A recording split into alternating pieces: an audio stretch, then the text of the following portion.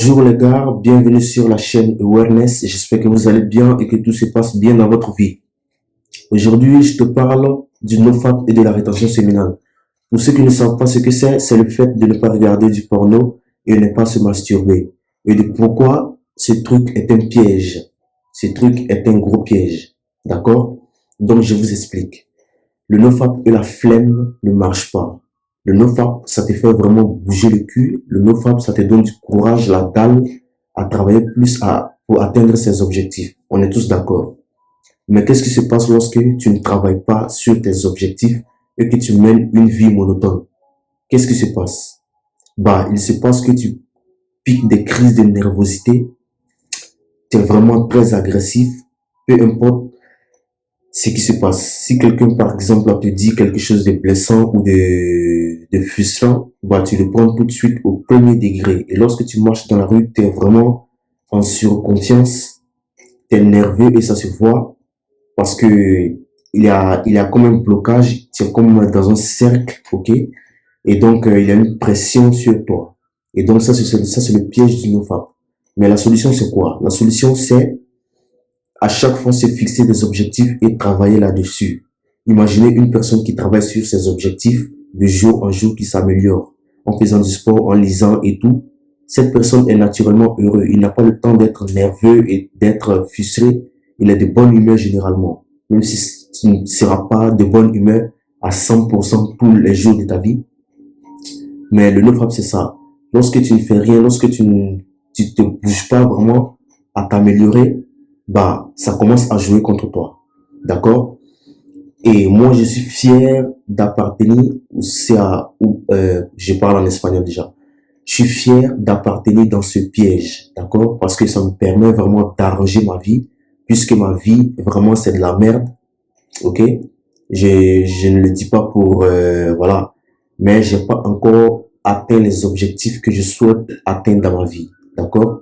Donc, le NoFap, ça me pousse vraiment à travailler encore plus. Lorsque je vois de belles choses, de belles voitures, de belles maisons, de belles entreprises ou de belles femmes, ça me pousse encore à travailler plus, ok?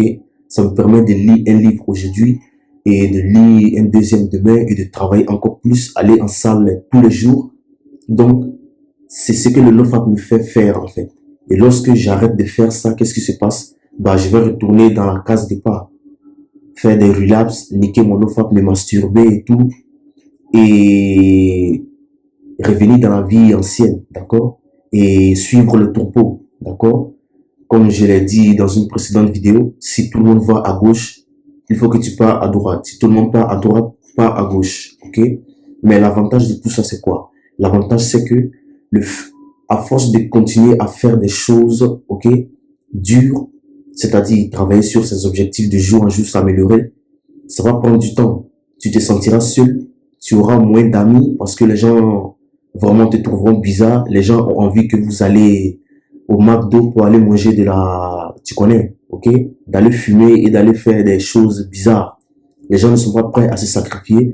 Les gens ne sont pas prêts à faire des choses difficiles. Les gens ne sont pas prêts à affronter, l'inconfort.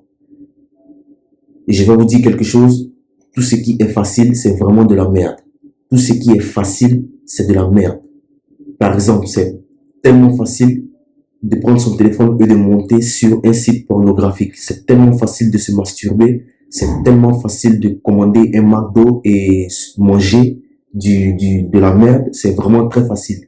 Ce qui est difficile, c'est d'aller en salle tous les jours. Ce qui est inconfortant, c'est de préparer tous les jours, se faire à manger tous les jours. De manger sainement. Ce qui est difficile, c'est de lire un livre, ok, par semaine ou chaque mois, comme tu veux. Ça dépend de ton rythme. C'est ça qui est difficile. Et ce qui est difficile, il y a toujours de très bons résultats. Alors, qu'est-ce qui se passe quand tu persévères dans tout ça? Au début, c'est comme ça, tu auras moins d'amis, tu seras ennuyeux pour certaines personnes, tu seras vraiment ennuyeux. Donc, fais l'effort d'être heureux avec toi-même et d'apprécier en fait ce processus de travail sur soi et de développement. Ok? Parce que au bout, tu seras surpris.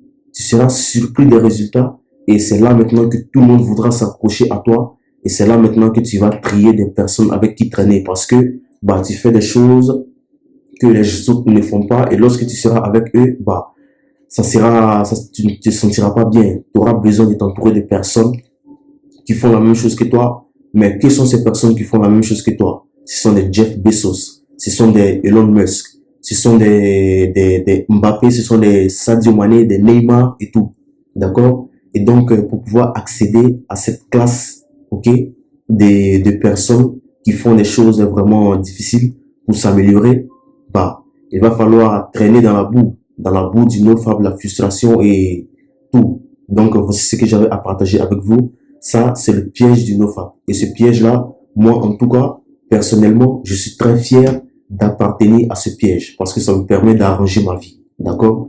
Donc, je vous souhaite bonne journée et prenez bien soin de vous. Ciao.